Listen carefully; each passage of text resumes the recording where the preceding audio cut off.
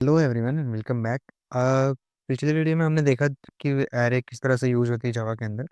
अब ना एक इंटरेस्टिंग चीज़ है कि एरे जो होता है 2D एरे, कल हमने थोड़ा सा डिस्कस किया था 2D एरे क्या होता है। जावा के अंदर 2D एरे का कंसेप्ट इंटरनली ना एकदम अलग है। कैसे? अगर जिन्होंने भी सी या C++ पढ़ रखा होगा उसके लिए क्या क्या होगा अभी तक 2D एरे क्या होता है कि 2D एरे का ना इम्प्लीमेंटेशन जो होता है वो अलग अलग होता है। जैसे रो मेजर होता है एक, ठीक है, एक होता है कॉलम मेजर। ये अभी हम नहीं देख रहे हैं यहाँ पे क्योंकि इसमें ये चीज़ कॉन्सेप्ट है ही नहीं जावा के अंदर। तो ये जब हम सी पढ़ेंगे तब हम देखेंगे, पर अभी के लिए मुझे ये नहीं देखना है। ऐसे उसका जो इम्प्लीमेंटेशन होता है इंटरनली, जो मेमोरी में स्टोर हो रही होती है वो अलग तरीके से होती है। जैसे मान लो कि मैंने यहाँ पे कुछ 2D एरे डिफाइन किया है, लेट से 3x4 का। तो इसमें 3 रो होंगी, 4 कॉलम्स होंगी, है ना।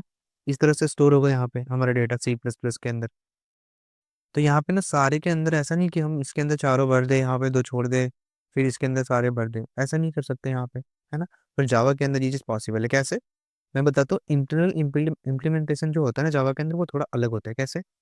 कि जैसे मान लो कि एक RR नाम का मैंने एरे बनाया है जो 2D एरे है, ठीक है। 2D एरे को हम दो एरे की साइन देते हैं, ठीक है। इसके अंदर मैंने मान लो कुछ भी डेटा स्टोर करा, फिर से यहाँ पे हमारे दो तरफ, चलो मैं इसको थोड़ा अलग तरीके से लिखता हूँ। जैसे मान लो कि मैं यहाँ पे लिखा 2 3 4 7 8 2 और 1 3 4, ऐसे करके मैंने स्टोर किया, ठीक है। ये मेरा 2D है, ऐसे स्टोर नहीं होगा, स्टोर अलग तरीके से करते हैं। अब ये इंटरनली कैसे स्टोर हो रही होगी हमारे जावा के अंदर, मेमोरी के अंदर, वो कैसे होगा कि यहाँ पे मैंने बताया था स्टार्टिंग में कि दो एरिया होती है। स्टैटिक एरिया होती है जो स्टैक एरिया बोलते हैं हम, इसको हम स्टैक बोलते हैं, स्टैटिक नहीं बोलते, स्टैक बोलते हैं। क्योंकि स्टैक एरिया होती है कि हीप एरिया होती है मेमोरी के अंदर। अब स्टैक में क्या होता है ना, जावा के अंदर ये रेफरेंसेस स्टोर करता है। ये RR नाम का एक वेरिएबल बना होगा जो एक तरह से एरे ऑफ रेफरेंस होगा। मान लो ये रेफरेंस 1 में इसका नाम लिख रहा हूँ, ये अंदर ये रख रहा होगा, मैं अपने हिसाब से रख रहा हूँ, ये अपने हिसाब से रखता है, ठीक है। रेफरेंस 2, लेट्स से रेफरेंस 3, ठीक है। अब हीप के अंदर क्या होता है, हीप के अंदर ना अलग अलग एरिया एलोकेट हो रही है सिंगल डायमेंशनल एरे की। सिंगल डायमेंशनल कि जैसे यहाँ पे मान लो 2 स्टोर कर दिया, 3 और 4, ये एक तरह से 1D एरे है। तो ये तीन अलग अलग रो स्टोर करेंगे हमारे हिप के अंदर, ये 7 8 2 और फिर 1 3 4, ठीक है। तो ये हमारा तीन अलग अलग, अब ये जो रेफरेंसेस इधर बना हुआ है ना, ये हर एक को पॉइंट कर रहा है। जैसे मान लो रेफरेंस 1 इसको पॉइंट कर रहा है, रेफरेंस 2 इसको पॉइंट कर रहा है, रेफरेंस 3 इसको पॉइंट कर रहा है। ये होता है जावा के अंदर एक्चुअली हमारी एरे स्टोर होने की टेक्निक, ठीक है। तो इस तरह से थोड़ा सा अलग होता है। आपने जो भी पढ़ा होगा C++ या सी के फिर बैकग्राउंड से होगा, उनको ये चीज़ें अच्छे से समझ में आ रही है कि एकदम डिफरेंस है हमारे उसके अंदर। अब मैं क्यों बोला कि यहाँ पे कर सकते हैं। अब अगर ध्यान से देखो तो सारे के सारे जो रो है ना वो इंडिपेंडेंट है। ये अलग जगह स्टोर है, ये अलग जगह स्टोर है। तो मैं ये कह सकता हूँ ना कि भाई मैं इसको यहाँ पे कम डेटा दूँ, अगर कम वैल्यू दूँ, यहाँ पे 7 8 ही दूँ, 2 नहीं दूँ, तो भी चलेगा। ये स्टोर कर लेगा इस चीज़ को, ठीक है। तो जावा के अंदर ये चीज़ पॉसिबल है, ये C++ और सी के अंदर पॉसिबल नहीं है, ठीक है। तो ये होता है। अभी मेरा क्या कंसर्न है कि मतलब ये जो जिस तरह से हम यहाँ पे जावा के अंदर पढ़ रहे हैं, ठीक है, तो इसको स्टोर कैसे करते हैं हम, जो जिस तरह से हम वहाँ पे 1D एरे कर रहे थे ना, ऐसे ही होता है, पर थोड़ा सा अलग करना पड़ता है। जैसे मान लो कि मैंने एक इंटीजर टाइप का एरे बनाया, इंट ये एरे ARR इक्वल टू, यहाँ पे करली ब्रेसेस ओपन करेंगे और सारे रो को हम यूं स्टोर करेंगे। जैसे मान लो कि मैंने एक रो स्टोर किया 2 3 4, ये कॉमा लगाना जरूरी है। उसके बाद ये एक हमने डाला, ठीक है। अब ये मैं कह रहा था ना कि एरे ऑफ एरे होता है। ये जैसे मान लो कि ये एक एरे एरे स्टोर करते तो हम ऐसे स्टोर करते थे ना, और ये एक खुद में एरे है, तो एरे ऑफ एरे कह सकते हैं इसको। अब दूसरा जो आएगा वो आएगा हमारा 7 8 2, तीसरा जो आएगा 1 3 4, ठीक। ये आया तो एक ये रो, ये दूसरा एलिमेंट, ये तीसरा एलिमेंट। कह सकते हैं कि ये जो आउटर एरे है, ये बड़ा वाला एरे, इसके 3 एलिमेंट्स है। ये एक एलिमेंट है, ये दूसरा एलिमेंट है, ये तीसरा एलिमेंट, और ये खुद में एक एरे है, इसलिए हम इसको एरे ऑफ एरे बोलते हैं, ठीक है। तो इस तरह से हम जावा के अंदर इसको करते हैं। अभी अगर सेम चीज़ हमें करना होता है कि हम बाद में इसमें स्टोर करना चाहें, तो वापस से सेम चीज़ कर सकते हैं हम। यहाँ पे ARR इक्वल टू और न्यू कीवर्ड बता दिया। इसके बाद हिंट अच्छे से नहीं बताया, वो न्यू कीवर्ड हम अभी नेक्स्ट वीडियो जो आने वाली है वो इसी के ऊपर आएगी, ठीक है। यहाँ पे हम इसके साइज को डिफाइन करते हैं 3x3 का, ये हमारा एक तरह से मैट्रिक्स है, ठीक। तो ये हमारा 2D एरे। अब रह गई बात, अब यहाँ पे ऑपरेशंस होते हैं कुछ एरे के अंदर, कि एरे के अंदर ऑपरेशंस क्या क्या हो सकते हैं। कि अब जैसे मान लो कि एरे एक तरह से कंटेनर है, ठीक है, स्टोरेज है, यहाँ पे हम डेटा स्टोर करके रख रहे हैं। तो क्या क्या चीज़ें हम ऑपरेशन कर सकते हैं इसके अंदर। या तो हम कोई वैल्यू को डाल सकते हैं इसमें, तो एक तो हम इंसर्शन कर सकते हैं एरे के अंदर, तो एरे के अंदर इंसर्ट ऑपरेशन होता है। यहाँ से हम किसी वैल्यू को निकाल सकते हैं बाहर। तो ये क्या हो गया, हमें इंसर्शन बोलो या रिट्रीवल बोलो इस चीज़ को, ठीक। रिट्रीव करने हम डेटा, ठीक है। उसके बाद डिलीट कर सकते हैं किसी को हम, जो एरे चाहे उसको हम डिलीट कर सकते हैं, पर यहाँ पे ऐसे यूजुअली इस तरह से डिलीट नहीं होता, ठीक। हमें दूसरे तरीके से करना पड़ता है जावा के अंदर। हम या फिर किसी भी प्रोग्रामिंग लैंग्वेज के अंदर पूरा का पूरा एरे डिलीट कर, मतलब हटा दो उसके रेफरेंस, क्योंकि एक तरह से ये पॉइंट करके रखा है, तो हम उसको डिलीट नहीं कर सकते। हम उसको जीरो कर सकते हैं, एक तरह से एम्प्टी बना देंगे, ठीक है। ये कर सकते हैं। और क्या कर सकते हैं, ये जो रिट्रीवर को हम दूसरा नाम भी देते हैं सर्च करना, तो हम एक सर्चिंग ऑपरेशन इसके अंदर कर सकते हैं, ठीक है। सर्चिंग कर सकते हैं। अब ये एक चीज़ और हो सकती है, सॉर्टिंग। सॉर्टिंग कैसे, जैसे मान लो 2 7 9 और लेट्स से 1, ऐसे करके एक एरे हमारा 1D एरे, 2D 1D दोनों के अंदर के बता रहा हूँ मैं ऑपरेशन। ये 1D के अंदर अब इसको सॉर्ट कर सकते हैं हम, ऐसे जो सीक्वेंस में आएगा 2 7 9। अब इसकी जरूरत क्या पड़ी, जैसे हमने कल एक एग्जाम्पल लिया था ना मार्क्स का, जैसे मान लो मेरे पास मार्क्स है ऐसे कुछ दिए हुए हैं, 80 30, ठीक है, 40 और फिर 100। तो ऐसे करके मैं बोलूँगा भाई इसको मुझे सॉर्ट करके दो, तो सॉर्ट करके देना पड़ेगा इसको, सॉर्टिंग के वे में देगा कि सबसे लोएस्ट मार्क पे क्या आया है तुम्हारा। तो उस तरह से हम 30 फिर 40 करेंगे, फिर 70 करेंगे, फिर 80 करेंगे, फिर 100 करेंगे। ये हमारा टेक्निक हो, तो इसको हम सॉर्टिंग बोलते हैं। ये सारे ऑपरेशन हम हमारे एरे के अंदर कर सकते हैं, ठीक है। एक एक करके हम सारी चीज़ें देखेंगे कि कैसे किस तरह से हम इसके अंदर सॉर्टिंग परफॉर्म करते हैं, सारे कुछ, ठीक है। अब जैसे मान लो कि एग्जांपल के लिए हम इसमें सर्चिंग करना चाहते हैं, ठीक है। तो सर्चिंग कैसे करेंगे, अभी मैंने अगर मान लो कि मैं 2 3 4 5 6 ऐसे स्टोर करके रखा हूँ, ठीक। अब मुझे इस 5 को सर्च करना है। तो सबसे पहले तो हम पहले ये समझेंगे कि किसी भी एक पर्टिकुलर, इसको मैंने कल बताया था कि जीरो इंडेक्स होते हैं, तो इसका इंडेक्स वैल्यू जीरो होगा, इसका इंडेक्स वैल्यू 1, इसका 2, इसका 3, इसका 4। अब मैं बोल रहा हूँ कि मुझे इसको इसको रिट्रीव करना है।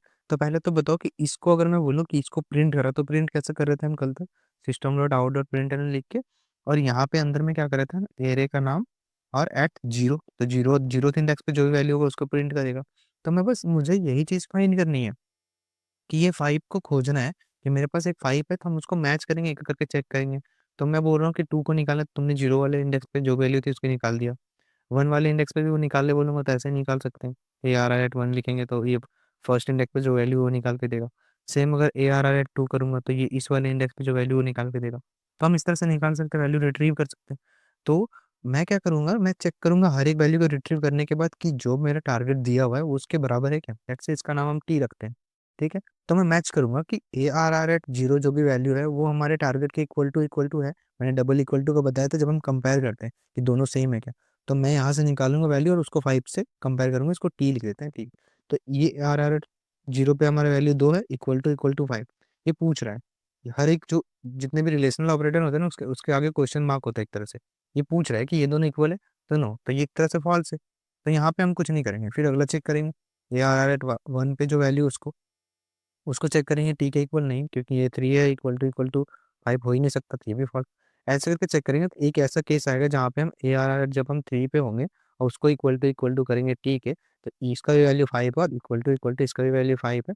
तो एक तरह से यहाँ पे मुझे ट्रू रिटर्न करेगा और हम कह देंगे हाँ, हमारे एरे के अंदर 5 एग्जिस्ट करता है, ठीक है। तो ये होती है सर्चिंग टेक्निक हमारे इसके अंदर, ठीक है। शॉर्टिंग कैसे करते हैं वो सारी चीज़ें हम देखेंगे। अभी के लिए बस ये चीज़ समझाना था हमें कि ऑपरेशंस क्या क्या होता है, 2D एरे थोड़ा सा बता दिए, ठीक। अभी नेक्स्ट वीडियो जो हम बना हमारी आने वाली है उसमें हम न्यू कीवर्ड को अच्छे से समझेंगे, ठीक।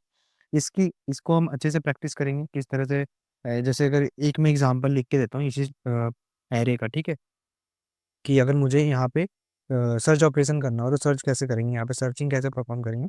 तो मैंने यहाँ पे खोला, इसको हम ओपन करते हैं, ठीक है, VS कोड के अंदर। ये मैंने ओपन कर लिया VS कोड के अंदर, चुका है, ठीक है। हमारे VS कोड यहाँ पे ओपन हो चुका है।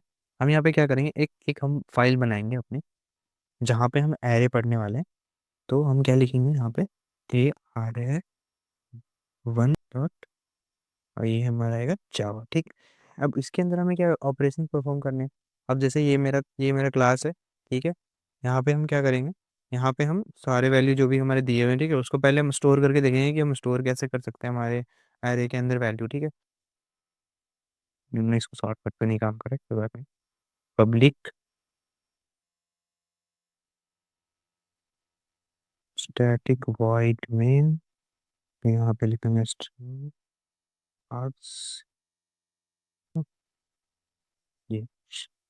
अब इसके अंदर हमें क्या करना है, हमें एक एरे बनानी है, एरे का sign ARR equal to, let's say यहाँ पे हम वैल्यू सब करते हैं 1 2 3 4 5। ठीक है, ये मैंने वैल्यू स्टोर कराई। ठीक है, अब इसको हम प्रिंट करके देखते हैं। ठीक है, यहाँ पे हमने उस दिन भी प्रिंट करके देखा था एक्चुअली में, int i equal to 0, i less than A R R. अब ये एक फंक्शन पे कितने वैल्यू हमारे, टोटल 5 वैल्यू। तो मैं यहाँ पे 5 अभी के लिए 5 लिखता हूँ। चलो वो फंक्शन हम अभी नहीं समझते, कन्फ्यूजन क्रिएट करने से अच्छा है कि हम बाद में उसको देख लेंगे जब हम स्ट्रिंग पढ़ेंगे। ठीक है, या फिर एरे का लेंथ, ऐसे इसका समझ लेते हैं। ये जैसे ये एरे है ना, इसका अगर मुझे साइज निकालना है तो एक फंक्शन हमारे पहले से दिया हुआ है, तो उसके लिए क्या करेंगे, ए आर आर डॉट लेंथ लगाएंगे ना अगर हम, तो हमें इसका साइज मिल जाएगा। अब जैसे मैं इसको प्रिंट करके दिखा दूँ, ठीक है, जैसे मैं यहाँ पे लिखूँ, यहाँ पे काम दिस आउट, और ये वाली चीज़ हम वहाँ पे प्रिंट करके देखते हैं कि हमें ये एक्चुअली में रिटर्न क्या कर रहा है। ठीक है, जैसे इसको मैं हटाया, यहाँ पे हम इसको डालते, इसको सेव किया और इसको करते रन। ठीक है, जावा एरे डॉट जावा, इसको जैसे रन किया मैंने, देखो यहाँ पे कुछ वैल्यू प्रिंट हुई 5। ठीक है, तो ये हमारा ना लेंथ प्रिंट करके देगा। तो हम यहाँ पे जहाँ 5 लिख रहे थे वहाँ पे हम डायरेक्ट ऐसे लिख सकते हैं अब, ए आर आर डॉट लेंथ। तो जब भी मैं ए आर आर डॉट लेंथ लिखूँ, इसको कन्फ्यूजन होगा तो समझ लेना कि ये हमारा एरे का साइज जितना भी होगा वो हमें फाइंड करके देगा। ठीक, अब इतना हमें लूप चलाना है। अब हम क्या करेंगे, इसको प्रिंट करके देखते हैं। इसको इसके लिए प्रिंट करने के लिए मैंने बताया था कि यहाँ पे हम वैल्यू पास करेंगे। अगर जीरो इंडेक्स को प्रिंट करना है, जैसे मान लो मैंने जीरो पास किया, यहाँ पे इसको सेव किया, इसको करते रन। यहाँ पे जैसे मैंने जीरो पास किया, जीरो इंडेक्स पे जो वैल्यू वो प्रिंट कर देगा। देखो भाई उसने हर एक बार क्या किया, ये क्योंकि ये 5 है, इसका मतलब लूप को ये 5 टाइम्स चलाएगा, और हमने जीरो इंडेक्स पे जो वैल्यू उसको प्रिंट कर दिया, इसका मतलब जीरो इंडेक्स पे हमारा वैल्यू क्या है, 1 है। तो हर बार इसलिए उसने 1 को प्रिंट कर दिया। अगर मुझे फर्स्ट इंडेक्स वाले को करना पड़ता, मैं यहाँ पे फर्स्ट लिखता, इसको सेव करूंगा, इसको मैं रन करूंगा, तो ये इसको ये दो दो दो दो 5 बार प्रिंट कर देगा। ठीक है, ये टेक्निक था। अभी हम क्या करना है कि मुझे हर एक वैल्यू को प्रिंट करना है। तो एक तरह से कह सकता हूँ, जब फर्स्ट पर चले तो मुझे इसको प्रिंट करके दो, फिर इसको प्रिंट करके दो। तो यहाँ पे जो वैल्यू 0 1 ये मैं लिख रहा हूँ, उसको मैं चाहूंगा कि बार बार चेंज हो। उसके लिए मुझे पता है आई तो हमारे पास है ही। आई क्या करता है, एक तरह से आई की वैल्यू हर बार इंक्रीज होगी, 0 से 1 2 3 ऐसे 5 तक जाएगा ही जाएगा। तो हम क्यों ना इसको प्रिंट कर दे आई को। अब हम जब आई को प्रिंट करेंगे तो ये हमारे पूरे के पूरे वैल्यू को प्रिंट करे रहेगा। ठीक है, अब सर्चिंग परफॉर्म करनी है अगर मान लो, तो मुझे ये जो हम प्रिंट कर रहे हैं ना उसको हम चेक कर सकते हैं। जैसे मैं यहाँ पे लिखूंगा लाइन जो भी मैंने बताया, कि यहाँ पे अगर मैं ऐसे चेक करूँ कि इफ का कंडीशन हमने पहले देख चुका है क्या है। अगर ए आर आर एट आई अगर मैं लिखूँ और इसको चेक करूँ इक्वल टू अगर हमारा 5 है, ठीक है, अगर ये 5 के इक्वल टू है, तो हमें क्या करना है, यहाँ पे हमें प्रिंट करना है system dot out dot print run. यहाँ पे हम प्रिंट करेंगे वी फाउंड इट। ठीक है, और एल्स वाले पार्ट में अभी मैं एक चीज़ दिखाता हूँ कि ब्रेक और यूज उसका यूज क्या था ना, ये चीज़ अभी हम यहाँ पे समझ लेंगे। इस लाइन को मैं वापस से यहाँ पे कॉपी करके नीचे पेस्ट करता हूँ। ये मैंने यहाँ पे not be didn't did not, ठीक, ये इसको मैं ऑन डिट कर, ठीक है, इसको सेव किया, इसको मैं रन करता हूँ वापस से। ठीक है, अब जैसे इसको रन करेंगे देखना, ये आया वी डिड नॉट, लास्ट में एक आया बस वी फाउंड इट, है ना। मतलब इसका क्या मतलब समझे, कि ये हर बार ना इस चीज को चेक कर रहा है, हर बार ये कंडीशन चल रही है आई इक्वल टू 5, और वी फाउंड इट वाला रन करना है। तो ये वाली एल्स वाले पार्ट में हर बार जा रहे हैं एल्स एल्स में, और यहाँ पे जाकर के क्या हो रहा है वो हमारे वैल्यू को प्रिंट नहीं कर पा रहा, लास्ट वाले में जाकर के बस हमें दिख रहा है कि वी फाउंड इट। जब हमें मिल गया, जब तक नहीं मिला था तब तक वो एल्स वाले में जाकर इसको प्रिंट कर रहा था। ठीक है, ये अभी तक हो रहा था। अब हम क्या करना है, अब हम ये चाह रहे हैं ना कि ये चीज़ यहाँ पे ना प्रिंट करके, और हम इसको बाहर प्रिंट करते हैं। ठीक है, अगर मुझे ये प्रिंट करना है, ठीक है, इससे पहले तो ये समझते हैं, जैसे इसको सेव किया। अब लेट सपोज इसको मैं एक बार चेंज करता हूँ, मैं कुछ और समझाना चाह रहा था। जैसे मान लो ये 2 को रखा, ठीक है, इसको मैंने सेव किया, अब ये 2 को प्रिंट कर रहा हूँ। हम्म, देखो यहाँ पे है वी फाउंड इट, है ना। अब मुझे क्या करना है कि जैसे ये सेकेंड पे चल रहा है, ठीक है, ये सेकेंड इंडेक्स पे जा रहा है, और यहाँ पे जैसे ये फर्स्ट इंडेक्स पे गया, यहाँ पे इसको 2 मिला, 2 मिल गया, उसके बाद इसने ये प्रिंट कर दिया, उसके बाद भी ये ना 3 और 4 के लिए भी चेक किया हो। अब ये चीज़ अगर हमें देखा होगी, कैसे आपको लग रहा है कि ये चीज़ चेक किया होगा इसने, कि जैसे मान लो कि मैं ए आर आर एट आई यहाँ पे पास करता हूँ इक्वल टू 5 के लिए चेक करने बोलता हूँ। ठीक है, यहाँ पे 5 के लिए चेक करने बोलता हूँ, और यहाँ पे मैं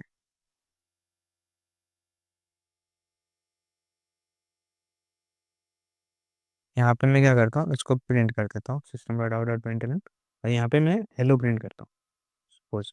इसको मैं रन करा, अब देखो क्या प्रिंट होता है, एक बार हेलो भी प्रिंट हुआ, वी फाउंड इट भी प्रिंट हुआ। तो मैं चाह रहा हूँ कि भाई ये एक बार प्रिंट हो जाने के बाद यहाँ से ये चीज़ आगे के लिए क्यों चेक करा है? जब मुझे टू फाइंड करना था, टू उसने ढूंढ लिया, उसके बाद आगे क्यों गया चेक करने के लिए? मैं चाहूंगा ना कि भाई यहाँ के बाद रुक जाए। तो यहाँ पे ब्रेक काम आएगा कि मैं यहाँ पे लिख दूंगा ब्रेक, और ये यहाँ पे ब्रेक लगा देगा। ठीक है, अब जैसे ये ब्रेक लगाया, अब देखना ये 5 वाला चीज़ एग्जीक्यूट ही नहीं होगा। अब मैं इसको सेव करता हूँ और वापस से रन किया, देख बस एक बार रीफाउंड इट आया, ये वाला नीचे वाला केस तो रन ही नहीं किया। तो ये मुझे चाहिए, बहुत बार हमें इस तरह की ज़रूरत पड़ती है जहाँ पे ब्रेक यूज़ करते हैं, हम इस तरह से उसको आगे की एग्जीक्यूशन, उसकी टाइम कॉम्प्लेक्सिटी थोड़ी सी बचा सकते हैं हम, कि भाई मुझे आगे चेक करने की ज़रूरत नहीं है ना? ठीक है। अब अब जैसे एक और चीज़ देखते हैं कि जो मैं, अगर मुझे पॉइंट लास्ट में प्रिंट करना है कि मुझे नहीं मिला, फाउंड ही नहीं हुआ, तो हम वो कहाँ पे प्रिंट करेंगे? तो उसके लिए क्या है कि जब ये पूरा निकल जाए ना, यहाँ से ट्रैवर्स करके निकल जाए, ठीक है? ब्रेक की बात कर रहा हूँ, ये ब्रेक करके निकला हो तो। अब उसके लिए मुझे क्या करना कुछ ट्रैक रखना पड़ेगा कि भाई मुझे कैसे पता कि ये यहाँ से बाहर निकला है या फिर ब्रेक होके बाहर निकला है? क्योंकि अगर मैं यहाँ पे डायरेक्ट बाहर आकर के यहाँ पे प्रिंट कर दूँ, system dot out dot println, यहाँ पे लिख दूँ नॉट फाउंड, ठीक है? ऐसे मैंने सेव किया, इसको रन कर दो, ठीक है? इसको मैंने रन किया, देखो यहाँ पे दोनों प्रिंट हुआ, वी फाउंड इट और उसके बाद नॉट फाउंड। तो ये दोनों चीज़ मुझे तो नहीं चाहिए था ना, मुझे बस एक चाहिए था, क्योंकि मुझे या तो वो मिल रहा है या तो नहीं मिल रहा, दोनों चीज़ कैसे हो सकती है भाई? तो उसके लिए क्या करेंगे, उसके लिए हम एक बूलियन वेरिएबल का यूज़ कर सकते हैं। देखो धीरे-धीरे चीज़ें यूज़ हो रही है ना अभी यहाँ पे। अब हम क्या करेंगे, बूलियन वेरिएबल को यूज़ करेंगे। यहाँ पे मान लो कि मैंने फ्लैग रखा है इसका नाम, इसको स्टार्टिंग में मैं फॉल्स रखता, ठीक है? सॉरी, ये फॉल्स, ठीक है? मैंने फॉल्स साइन किया था शुरू में। अब जैसे ही मैं यहाँ पे, जब भी मुझे ये वाली इफ़ के अंदर मतलब मुझे मिल गया, तो मैं एक तरह से फ्लैग को सेट कर दूँगा और यहाँ पे लिख दूँगा फ्लैग इक्वल टू, ये फ्लैग इक्वल टू ट्रू। इसको मैं कर दूँगा ट्रू। अब जैसे ही फ्लैग ट्रू हुआ, तो यहाँ पे मैं चेक करूँगा, ये प्रिंट करने से पहले ना मैं एक चेक करूँगा कि अगर अगर मेरा फ्लैग का वैल्यू, ठीक है? अगर फ्लैग इक्वल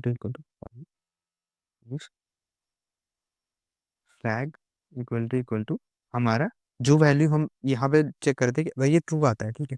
तो तब तो मुझे कुछ नहीं करना है, पर अगर फॉल्स आता है तो मुझे प्रिंट करना है। तो मैं यहाँ पे फॉल्स के लिए बस चेक करूँगा कि अगर मुझे जो वैल्यू है, जो फ्लैग की वैल्यू है, अगर वो फॉल्स आती है तो मुझे ये प्रिंट कर देना। अब जैसे इसको रन करते हैं, अब जैसे देखो अभी इसको रन किया तो मेरे को बस वी फाउंड इट प्रिंट है, ये नॉट फाउंड वाला नहीं आया। अगर मान लो कि मैं यहाँ 3 की जगह मैं 10 पास कर 10 खोजने की ट्राई करता, अब मेरे लिस्ट में 10 तो है ही नहीं कहीं। अगर मैं इसको फाउंड करने का ट्राई करूँगा, देखो मेरे पास क्या आंसर आता है, नॉट फाउंड, और अंदर वाली चीज़ें प्रिंट नहीं हुई। तो इस तरह से हम बूलियन का भी यूज़ कर सकते हैं, इस तरह से हम सर्चिंग, तो हमने सबसे पहले जो डेटा स्ट्रक्चर के अंदर छोटी-सी एक एल्गोरिदम थी, मतलब एल्गोरिदम तो नहीं बोलेंगे, एक ऑपरेशन था हमारा सर्च ऑपरेशन, उसको आज हमने समझा कि सर्च कैसे करते हैं। मज़ाक-मज़ाक में हमने एक बड़ी चीज़ सॉल्व कर ली, ठीक है? तो ऐसे ही धीरे-धीरे करते रहेंगे और ये चीज़ हम जितने भी अलग-अलग ऑपरेशंस हैं, एरे के